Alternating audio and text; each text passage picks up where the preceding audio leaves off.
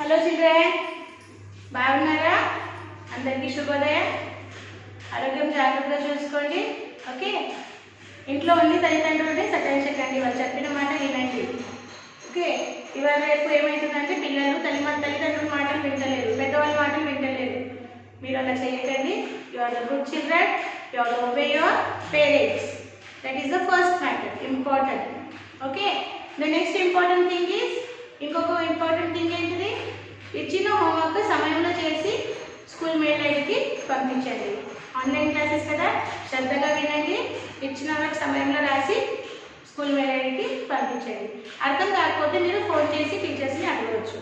Okay, మేము రెడీగా ఉన్నాము, మీ డౌట్స్ని క్లియర్ చేస్తాం. సరేనా? అయితే మీరు 9th class Telugu text book open చేయండి. ఈరోజు మనము లెసన్ 1 పాఠం పేరు వచ్చేసి ధర్మార్జునులు, అందించిన రచయిత పేరు చెంపురు వెంకట కవి. ఓకే, మిగిలిన భాగం చూద్దాం మనం. ఓకే, సో ఈరోజు మనము తెలుసుకోబోయే తెలుసుకోబోయేది కవి పరిచయం. చెంపురు వెంకట కవి రచయిత ఉన్నారు కదా ఆయన. ఓకే, ఆ కవి పరిచయం చూద్దాం మనం. సరేనా? Text book page number 3 open చేయండి. చూడండి, అక్కడ ఇచ్చారు కవి పరిచయం. ఉందా? ఓకే, చదివేటప్పుడు శ్రద్ధగా వినండి, ఇక్కడక్కడ చూడకండి. ఓకే, చెంపుర వెంకట కవి లక్ష్మణ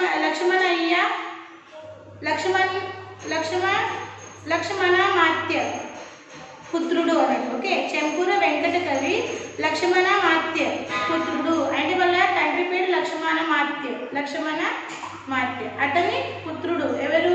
చెంపురు వెంకట కవి. చెంపుర వెంకట కవి లక్ష్మణ మాత్య పుత్రుడు. ఈయన తంజావూరు రాజ్యాన్ని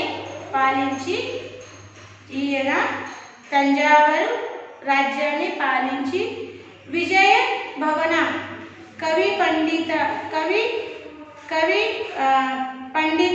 సభను నిర్వహించిన.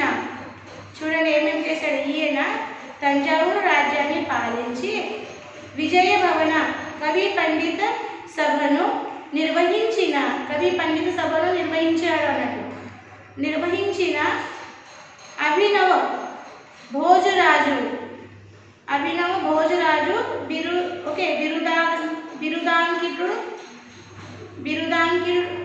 బిరుదాంకితుడు అయిన రఘునాథ్ నాయకుని ఆస్థాన కవి. అంటే ఏంటంటే ఈ చెంపురు వెంకట కవి. ఓకే, ఎవరు ఆస్థాన కవి ఉన్నారు చూడండి. ఈయన తంజావూరు రాజ్యాన్ని పాలించి విజయ భవన కవి పండిత సభను నిర్వహించిన అభినవ భోజరాజు ఈ బిరుదు అంకితుడు అయిన. ఎవరికి ఈ బిరుదు వచ్చింది? రఘునాథ్ నాయకుని ఈ బిరుదు వచ్చింది. ఏ బిరుదు? అభినవ భోజరాజు అని బిరుదు ఎవరికి వచ్చింది? రఘునాథ్ నాయకుని ఈ బిరుదు వచ్చింది. ఈ రఘునాథ్ నాయకుడు ఎవరంటే ఆయన తంజావూరు రాజ్యాన్ని పరిపాలించాడు, అలాగే విజయ భవన పండితు సభను నిర్వహించాడు. ఓకే, అందువల్లనే ఆయనకు ఏ బిరుదు వచ్చింది? అభినవ భోజరాజును బిరుదు వచ్చింది. ఎవరికి? రఘునాథ్ నాయకుని. ఈ బిరుదు వచ్చిన రఘునాథ్ నాయకుని ఆస్థాన కవి ఎవరు? చెంపుర వెంకట కవి. ఈ చెంపురు వెంకట కవి అలాంటి ప్రసిద్ధి పొందిన ఒక మహాపురుషుడు ఆస్థాన కవి అన్నట్టు. రఘునాథ్ నాయకుని ఆస్థాన కవి. అర్థమైందా? ఈయన సారంగధర చరిత్ర కావ్యంలో రాజుకు అంకితం అయ్యదగిన గుణాల విశేషాలను. ఓకే, రాజులకు ఎలాంటి గుణాలు ఉండాలా? ఓకే, గుణాల విశేషాలు లేవని తలచి, అంటే సారంగధర చరిత్ర కావ్యంలో రాజుకు అంకితమైన గుణ విశేషాలు లేవని తలచి సర్వకావ్య గుణ సంపూర్ణగా విజయ విలాసం కావ్యాన్ని రచించాడు. రాజుకి ఏ గుణాలు ఉండాలి, ఆ గుణాలు లేవని చెంపురు వెంకట కవి రాజు ఓకే విజయ విలాసం అని ప్రబంధంలో రాజులకి ఏమేమి గుణాలు ఉండాలి ఓకే ఆ గుణాల్ని రచించాడు ఓకే. చెంపుర వెంకట కవి భారత కథలో అవసరమైన కొన్ని చక్కని మార్పులు చేసి ప్రతిపద్య చమత్కారంతో స్వతంత్ర కావ్యంగా విజయ విలాసాన్ని రాసి రాజుకు అంకితమిచ్చి తన జన్మ సార్థకమైందని ఓకే ఆనందించాడు. అంటే ఈయన ఏం చేశాడు ఓకే విజయ విలాసంలో రాజులకి ఎలాంటి గుణ విశేషాలు ఉండాలి అది రాశాడు. అది రాసి రాజులకి అప్పచెప్పాడు. ఇలా చేసినాక నా జీవితం సార్థకమైంది అని అనుభవించి ఆనందించాడు. ఎవరు? చెంపుర వెంకట కవి. అంటే రాజులు అంటే అడ్మినిస్ట్రేటివ్ సిస్టమ్ కదా, వాళ్ళకి ఎలాంటి గుణాలు ఉండాలా అవి తెలియచేయడం ఆ సమయంలో చాలా ఇంపార్టెంట్ అన్నట్టు. ఆ సమయంలో అన్ని గ్రంథాలు ఉన్నాయి, కానీ రాజులకి ఎలాంటి గుణాలు ఉండాలా దీని మీద రచించిన ఒక గ్రంథం కూడా లేదు. అందుకే చెంపుర వెంకట కవి ఈ ప్రబంధాన్ని రచించారు. రాజులకి ఎలాంటి గుణాలు ఉండాలి అది వివరిస్తూ ఈ ప్రబంధం రాశారు. రాజుల్ని అప్పచెప్పారు. తన జన్మం సార్థకమైందని ఆనందించారు. ఓకేనా? ఇది చెంపుర వెంకట కవి పరిచయము. ఈయన ఏ కాలంకి సంబంధించిన కవి చూడండి, 17వ శతాబ్దంలో ఓకే 17వ శతాబ్దంలో సంబంధించిన కవి. ఇప్పుడు మనం ఈ కవి పరిచయం ఇలా చదువుకున్నాం కదా, రాసేటప్పుడు ఇలా రాయకుండా ఓకే ఆన్సర్గా ఇలా పారాగ్రాఫ్ వైజ్ రాయకుండా పాయింట్ వైజ్ రాస్తే బాగుంటుంది. మీకు పాయింట్ వైజ్ రాస్తే ఓకే కంప్లీట్ మార్క్స్ వేస్తుంది. ఓకే సో పాయింట్ వైజ్ ఎలా రాయాలా నేను మీకు బోర్డు మీద రాసి చూపిస్తాను. మీ క్లాస్లోకి తీసి రాయండి, సరేనా? సో మీ క్లాస్లోకి ఓపెన్ చేయండి, మనం అవి కవి పరిచయం రాద్దాం. మీ స్టడీ మెటీరియల్ మీ దగ్గర పెట్టుకోండి. ఓకే ఏమైనా డౌట్ ఉంటే స్టడీ మెటీరియల్లో చూడండి. సో కవి పరిచయం రాసేటప్పుడు ఫస్ట్ హెడింగ్ ఇవ్వండి, ఇట్లా కవి పరిచయము.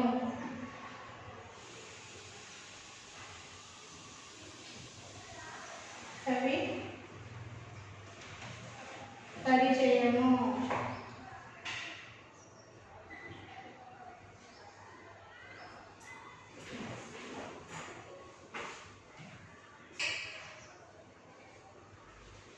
కవి పరిచయం ఓకే. సో ఏం రాయాలి చూడండి, పాయింట్ వైజ్ రాయండి. కవి పేరు రాయాలి ఫస్ట్. కవి ఎవరు? చెంపుర వెంకట కవి. చెంపుర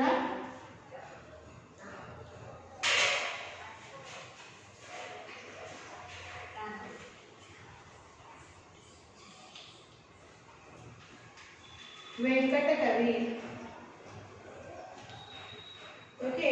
కాలం ఈయన ఏ కాలానికి సంబంధించిన కవి? కాలం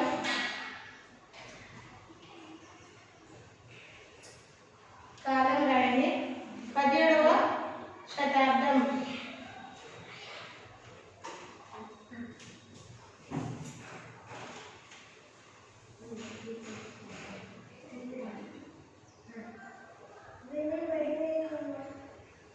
17వ శతాబ్దం.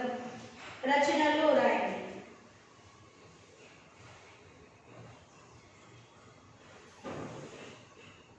రచనలు ఈయన ఏమేమి రచనలు రచించాడు అది రాయాలి. ఓకే విజయ విలాసం,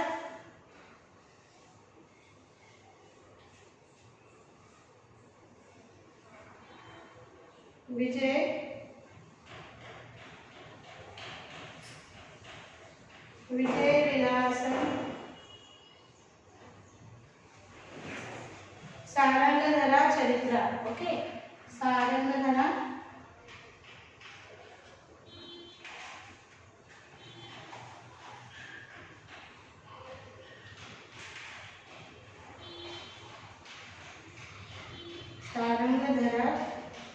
చరిత్ర.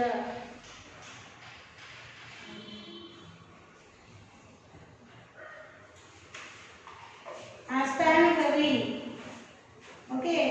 ఆస్థాన కవి ఏం రాస్తారు? రఘునాథ నాయకుని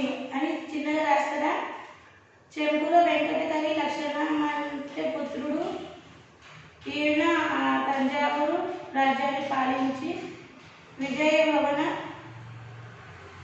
కవి పండితులు నిర్వహించిన అభినవ భోజు రాజు బిరుదు అంకితుడైన రఘునాథ నాయకుని ఆస్థాన కవి. ఇవి అంతా రాయకుండా చిన్నగా రాయండి. ఓకే, ఆస్థాన కవి ఎవరు? ఆస్థాన కవి ఇదే రఘునాథ నాయకుని.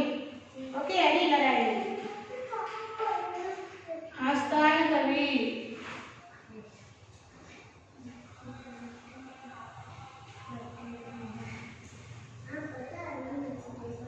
ఆస్థాన కవి ఎవరు? ఆస్థాన కవి రఘునాథ నాయకుని ఆస్థాన కవి. ఓకే,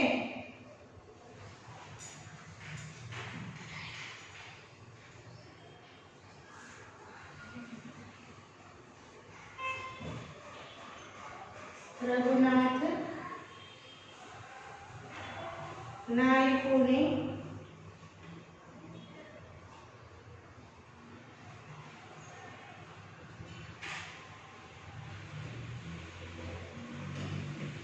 ఆస్థాన కవి.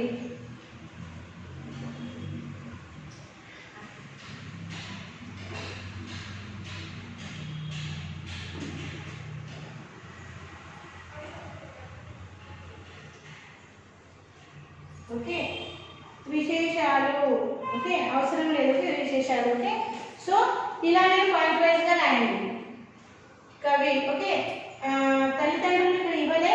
ఓకే, మీరు ఇలా రాయవచ్చు.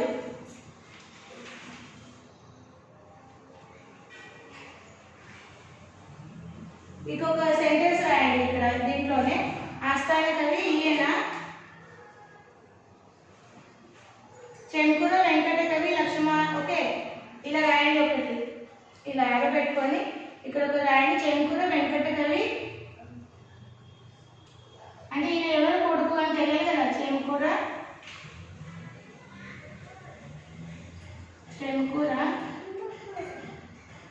ఓకే వెంకట కవి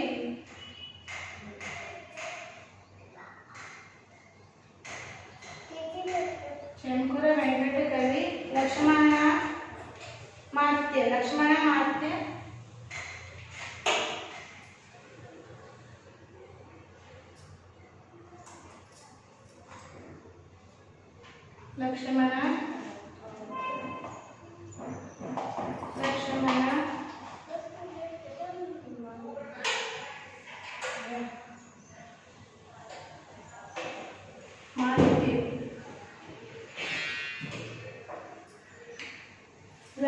మాత్య పుత్రుడు.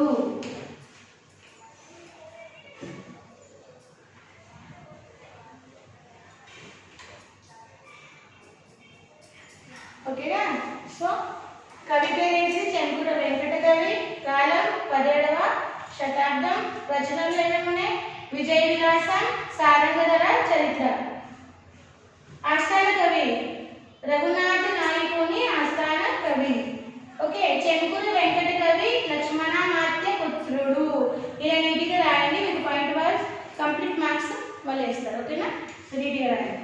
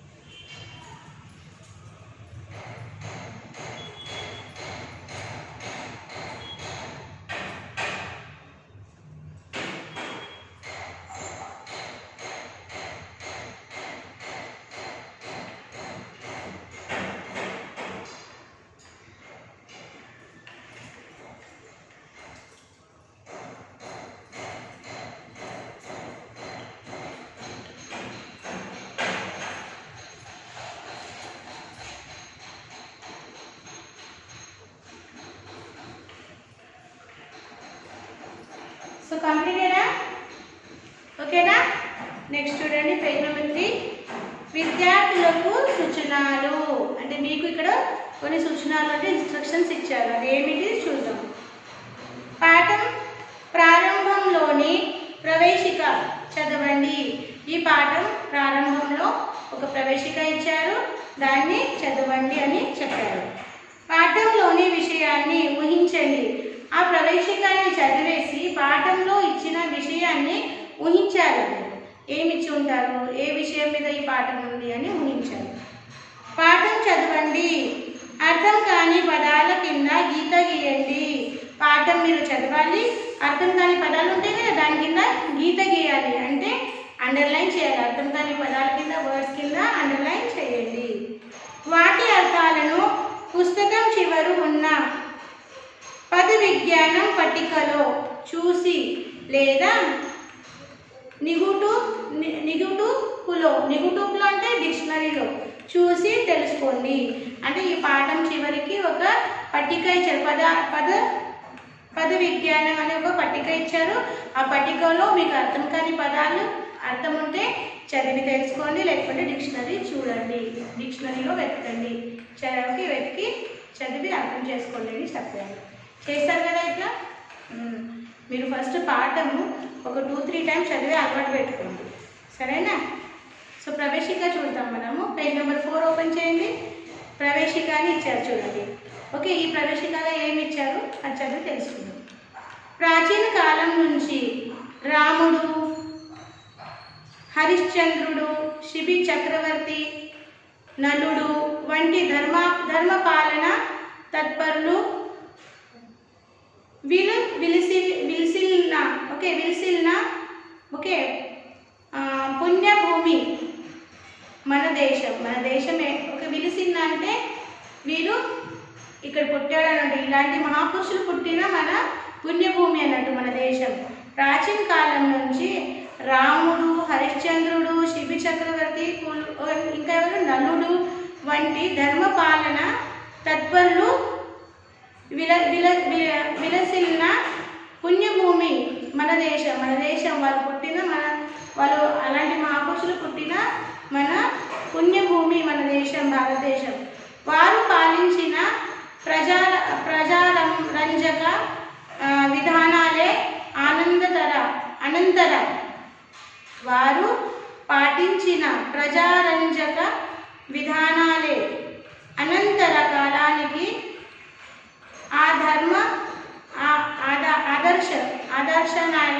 అంటే ఏమని ఆదర్శాలు అయినంటే మార్గదర్శకులు అయినట్టు. అంటే వాళ్ళ రాజ్యాన్ని ఎలా పాలించారు, వాళ్ళు పరిపాలించిన ఆ నైతిక మూల్యాలే, ఆ నైతిక వాల్యూసే, మారల్ వాల్యూసే మనకి ఏమైనాయి గైడెన్స్ అయినట్టు. మహాభారత కాలంలో భీముడు, విదురుడు ధర్మరాజుకు స్ఫూర్తించారు. మహాభారతం కాలంలోనూ ఎవరికి స్ఫూర్తించారు? భీష్ముడు, భీష్ముడు, విదురుడు ధర్మరాజుకు స్ఫూర్తించారు. ఈ ధర్మరాజుకి రాజ్య పరిపాలన కోసం ఎవరు స్ఫూర్తించారు, ఎంకరేజ్మెంట్ చేశారు? భీష్ముడు, వాళ్ళ తాత అన్నట్టు. భీష్ముడు, విదురుడు వీళ్ళిద్దరూ ధర్మరాజుకి స్ఫూర్తి ఇచ్చారు రాజ్య పరిపాలన కోసం. యథా రాజా తథా ప్రజ, ఇది ఒక సూక్తి ఉంది చూడండి. యథా రాజా తథా ప్రజ, రాజు ఎట్లా ఉంటే ప్రజలు అట్లా ఉంటారు. దీని అర్థం ఏంటి? ఈ సూక్తి అర్థం ఏంటిది? యథా రాజా తథా ప్రజ. దీని అర్థం ఏంటిది? ఈ సూక్తి అర్థం ఏంటిది? రాజు ఎట్లా ఉంటే ప్రజలు అట్లా ఉంటారు. కాబట్టి ధర్మరాజు మహాపురుషుల మార్గంలో నడుస్తూ తన సోదరుల పట్ల, ప్రజల పట్ల ప్రదర్శించిన నిరతి ఎటువంటిదో తెలుసుకునే అందుకు ఈ పాఠం చదవండి. అంటే ఈ ధర్మరాజు మహాపురుషుల మార్గంలో నడుస్తూ, మహాపురుషుల మార్గంలో నడుస్తూ తన సోదరుల పట్ల అన్నదమ్ముల పట్ల తమ్ముల పట్ల ప్రజల పట్ల ప్రదర్శించిన ధర్మ నీరతి ఎటువంటిది ఈ పాఠం చదివి తెలుసుకుందామని ఈ పాఠం చదివి తెలుసుకుందాం. ఈ పాఠంలో దాని గురించి వర్ణించారు. చెంకుర వెంకట కవి వర్ణించారు. ఆ ధర్మరాజు పరిపాలన నీరతి ధర్మ నీరతిని ఏం చేశారు, వర్ణించారు. అది మనం చదివి తెలుసుకుందాం. అర్థమైందా? ఇప్పుడు ఈ పాఠంలో ఏముంది? ధర్మరాజు ధర్మ నీరతి. ఓకే, సో ఒకసారి మీరు ఏం చేయండి, ఈ ప్రవేశిక సైలెంట్గా ఒకసారి చదవండి. Silent reading is very important. Okay, do it.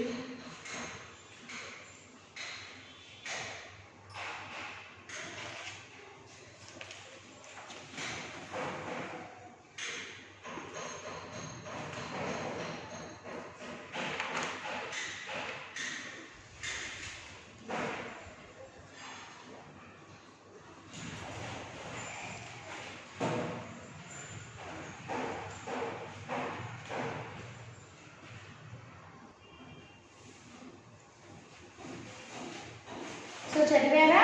ఇప్పుడు మనం ఏం చేసాం, పార్ట్ 1 పద్యాన్ని చదువుదాం. ఓకేనా? జాగ్రత్తగా వినండి. పురమేలు మేలుబలి యంచు ప్రజల జయబెట్టు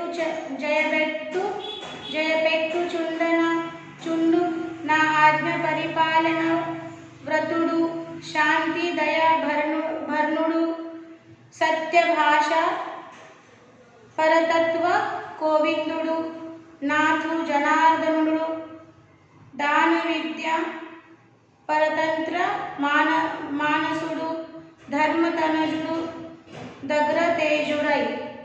ఏముంది మళ్ళీ ఒకసారి వినండి. పురమేలుబలి యంచు ప్రజలు జయపెట్టుచుండ నా ఆజ్ఞ పరిపాలన వ్రతుడు శాంతి దయభర్ణుడు సత్యభాష పరతత్వ కోవిందుడు నాథు జనార్దనుడు దాన విద్య పరతంత్ర మానసుడు ధర్మతనుజుడు దగ్గర తేజుడై. అంటే దాని అర్థం ఏంటిది చూడండి. ఒక నిమిషమా. దాని అర్థం ఏంటంటే చూడండి, ఆజ్ఞ పరిపాలన వ్రతుడు తాను ఇచ్చిన ఆజ్ఞను పరిపాలన అంటే ఏంటిది, ఆచరించుట యందు. పరిపాలన అంటే చెప్పింది చేయడం. పరిపాలన అంటే ఏంటిది, ఆచరించుట యందు. పరిపాలించడం అంటే ఆచరించడం అనేది. వ్రతుడు అంటే ఏంటిది, దీక్ష కలవాడును. వ్రతుడు అంటే దీక్ష కలవాడును.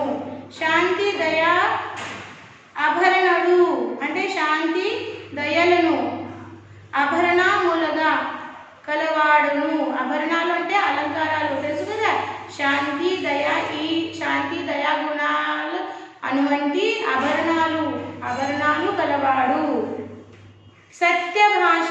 సత్యభాష అంటే నిజాన్ని చెప్పడములో ఉన్న సత్యభాష, ఎప్పుడైనా నిజాయితీగా మాట్లాడేవాడు అన్నట్టు. పరతత్వ ఉత్కృష్టమైన స్వరూపాన్ని. కోవిందుడు అంటే ఏంటిది, బాగా తెలుసుకున్న వాడును.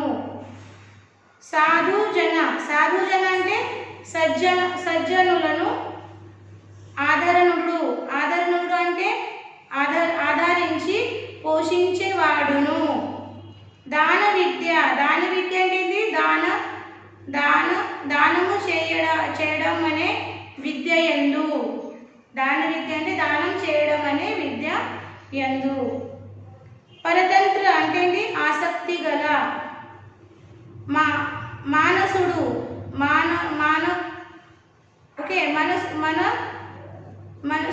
మనసుక వాడును. మనసుకల వాడును అగ్రతేజుడై. ఓకే, అగ్రతేజుడై అంటే మిక్కిలి తీక్షణమైన పరాక్రము కలవాడై. మిక్కిలి తీక్షణమైన పరాక్రము కలవాడై అంటే వెరీ బ్రేవ్ పర్సన్ అన్నట్టు. ధర్మ తనుజు అంటే యమధర్మరాజు కుమారుడైన ధర్మరాజు. ధర్మ తనుజు అంటే దాని అర్థం ఏంటిది? యమధర్మరాజు కుమారుడు అయిన ధర్మరాజు. మేలు అంటే బాబు, బలి అంటే బల, అంచునంటే ఏంటిది? అంటుండగా. ఆపురము, ఆపురము అంటే ఏంటిది? ఈ ఇంద్రప్రస్థ పట్టాన్ని. ఏలునంటే పరిపాలిస్తున్నాడు. అర్థమైనా? ఇవి అర్థాలు అన్నట్టు. ఓకే, ఇప్పుడు దీని తాత్పర్యం చూద్దాం మనము. యమధర్మరాజు వరపుత్రుడైన ధర్మరాజు తాను ఇచ్చిన ఆజ్ఞల ప్రకారం తాను కూడా ప్రవర్తించాలని దీక్ష కలవాడు. శాంతి, దయ అనే మహాగుణాలనే ఆభరణాలుగా ధరించినవాడు.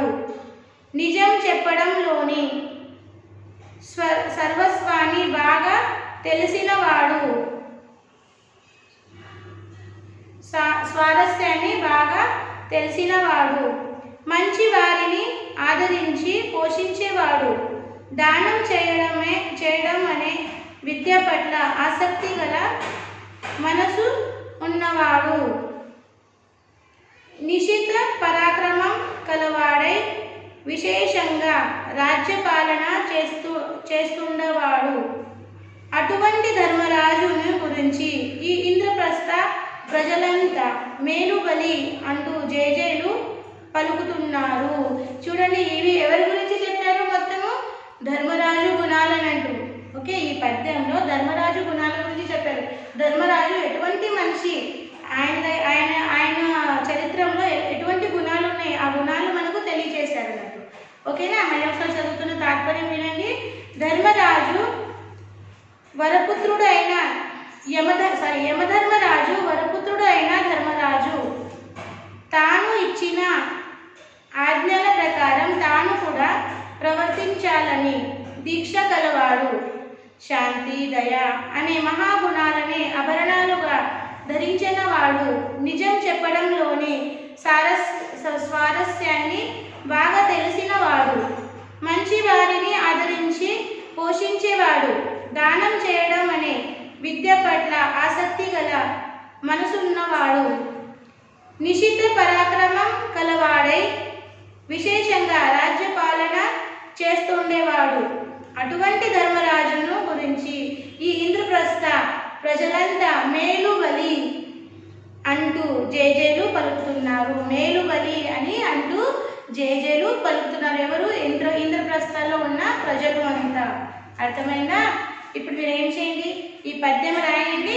మీకు నేను కొన్ని అర్థాలు బోర్డు మీద ఇస్తాను. టెక్స్ట్ బుక్లో చూసుకుంటా ఈ 4 లైన్స్ పద్యం రాయండి. ఓకేనా? సరే, స్టార్ట్.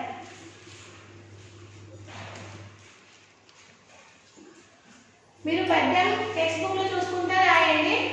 నేను తర్వాత మీకు ఆ ఫస్ట్ పద్యం 4 లైన్ పద్యం ఉంది కదా, ఆ 4 లైన్ పద్యం పైన పద్యంలో వచ్చిన అర్థాలు ఇస్తాను. రాయండి, ఒక 2 minutes టైం ఇస్తే రాయండి.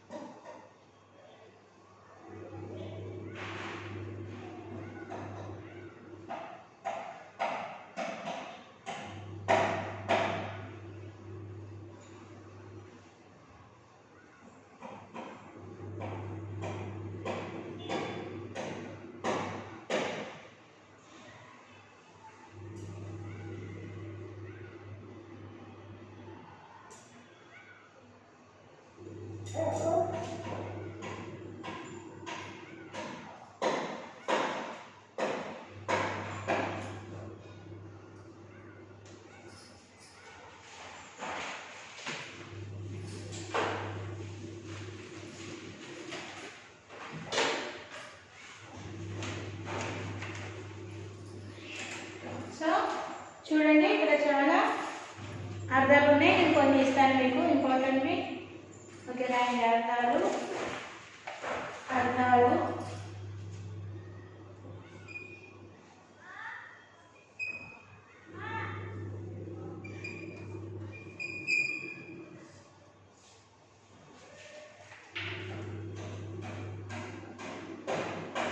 వ్రతుడు రాయండి. పరిపాలన రాయండి. ఫస్ట్ వన్ పరిపాలన. పరిపాలన అంటే ఏంటిది? పరిపాలన అంటే ఏంటిది? ఆచరించుట యందు. ఆచరించుట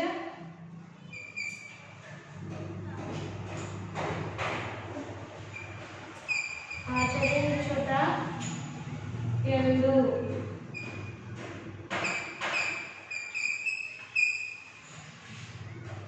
సెకండ్ రాయండి వ్రతుడు.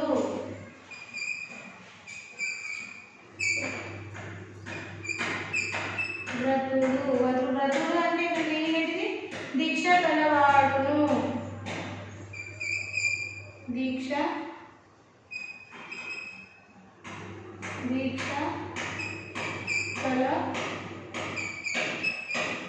కలవాడును.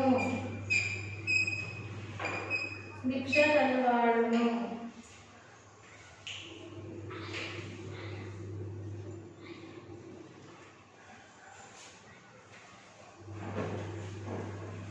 సత్వ భాష. సత్వ భాష అంటే ఏంటిది రాయండి. ఓకే, సత్య భాష. సత్య భాష అంటే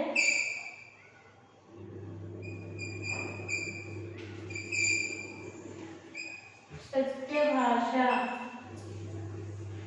నిజాన్ని చెప్పడంలో ఉన్న నిజాన్ని చెప్పడంలో ఉన్న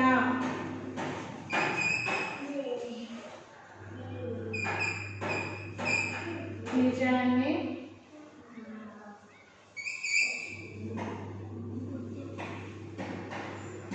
చెప్పడంలో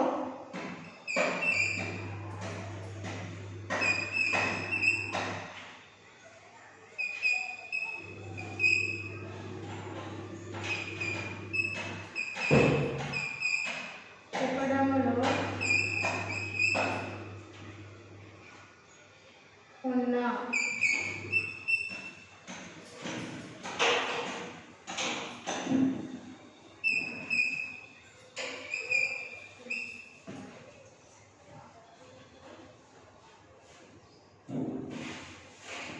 గోవిందుడు అంటే ఏంటిది? గోవిందుడు.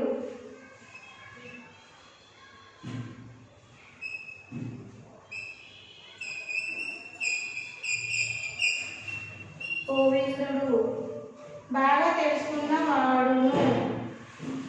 బాగా తెలుసుకున్న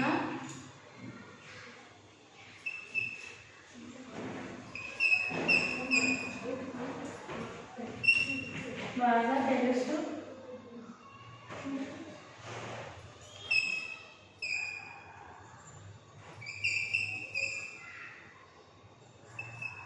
వాడును.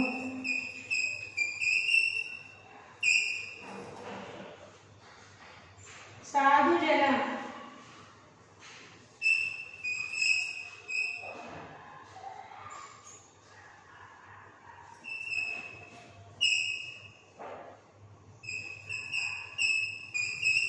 సాధుజన అంటే సజ్జనులను.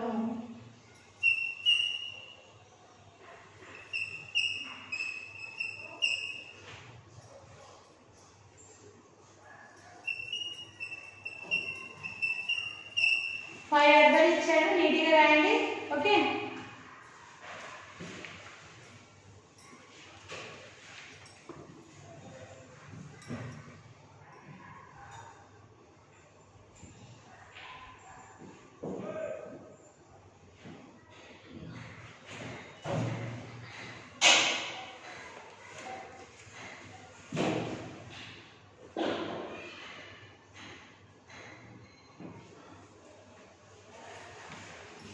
6th వన్ రాయండి. పరతంత్ర.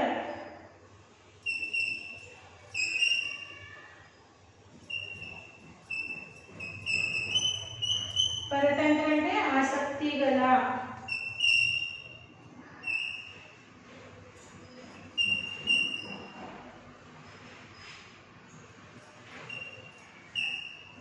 ఆసక్తి గల.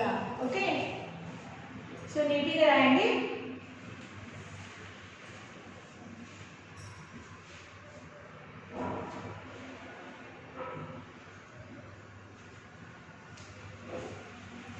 సో నేను కొన్ని ఇచ్చాను, ఇక్కడ చాలా ఉన్నాయి స్టడీ మెటీరియల్ అర్థాలు.